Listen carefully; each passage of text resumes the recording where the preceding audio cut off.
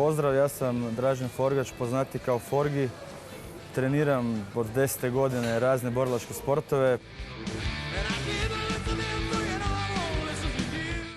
Već se počeo tući u vrtiću, mislim ne budemo se lagali, volio sam se potući vani kod dijete i u školi, i tako da sam se potukao dosta puta. Međutim, naravno, od kad se bavim profesionalno tim sportom, nije fair se potući s nekim ko je običan čovjek, recimo to tako.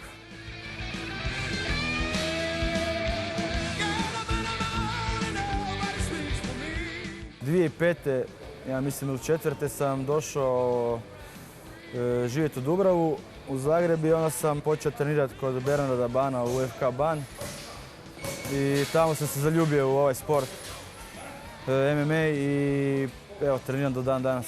I sebe i druge u zadnje vrijeme.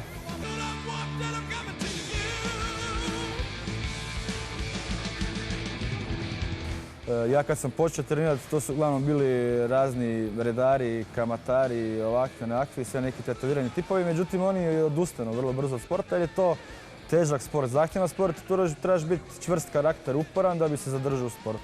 I uglavnom su to dečki čiste glave, normalni sportaši, jer ovi drugi otpadnu vrlo brzo i opet se vrati svojim sportovima.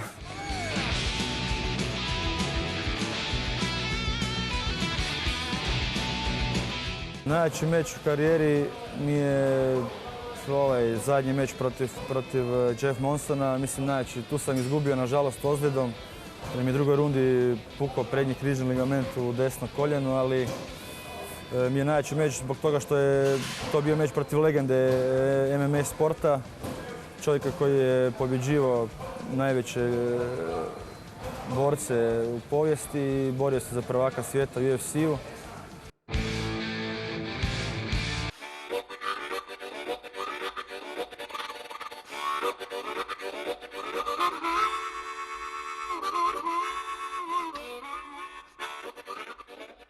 Pa status je trenutni taj da se oporavljam od ozljede koljena, jer sam naknadno, još sam na jednom sparingu na sami rođendan 10.6. prošle godine sam dodatno ozlijedio to koljeno, puklo mi je hrskavica što je puno jača ozljeda od ove i zahtijeva dugi oporavak i sad se vraćam se polako i treba biti spreman negdje za 9. i 10. mjesec.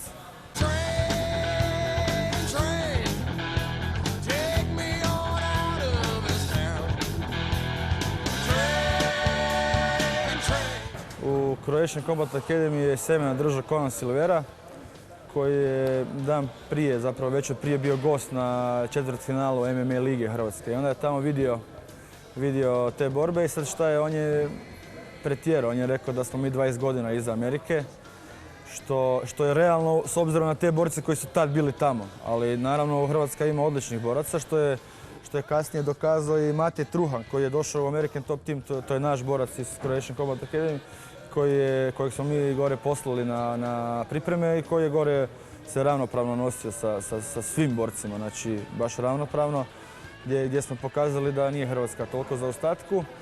A mane boraca su sljedeće, znači mana boraca, nemoj se to nazvati manom.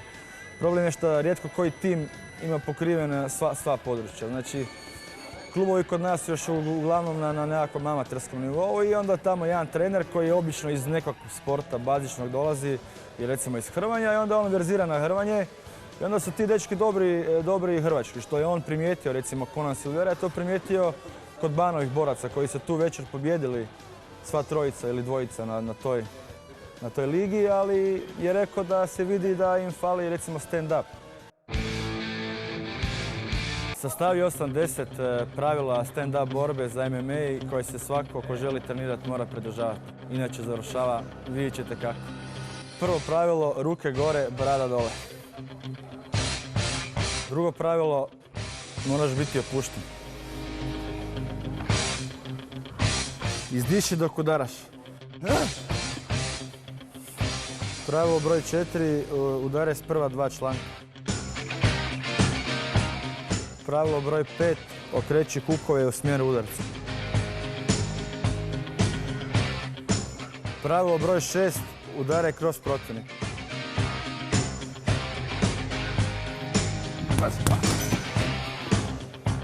Pravilo broj 7.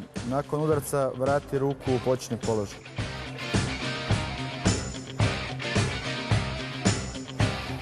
Pravilo broj 8. Iskoristi protivnikove greške.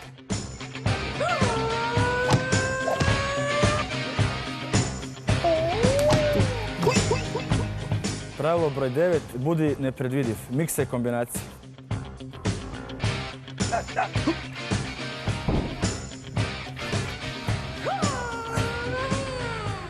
I na kraju, ako te obuzme neka toplina i čuješ kako te neko doziva, ne, to nije mama koja te budi ujutro kako moraš u školu, već se nisi držao pravila i nokautiran si.